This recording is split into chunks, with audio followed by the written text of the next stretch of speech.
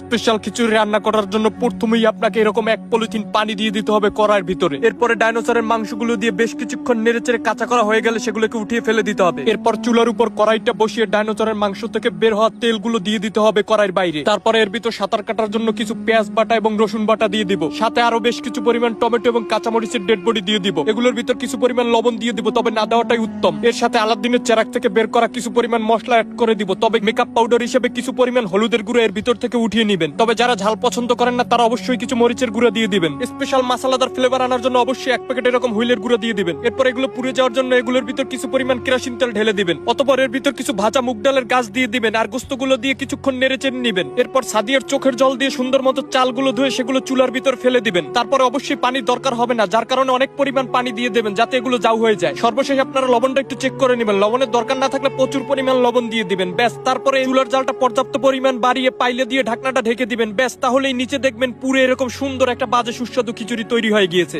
এত বাজে সুন্দর খিচুড়ি খাওয়ার জন্য কিছু তেলাপোকা এসে এখানে কান্নাকাটি করতেছিল, তারা খিচুড়ি না খেয়ে নাকি যাবেই না। অতঃপর তেলাপোকাটাকে কিছু খিচুড়ি দিয়ে বিদায় করে আমি নিজেও এক প্লেট নিয়ে বসে গেলাম খাওয়ার জন্য। এগুলো কান দিয়ে খেতে খুবই সুস্বাদু মজা লাগতেছিল।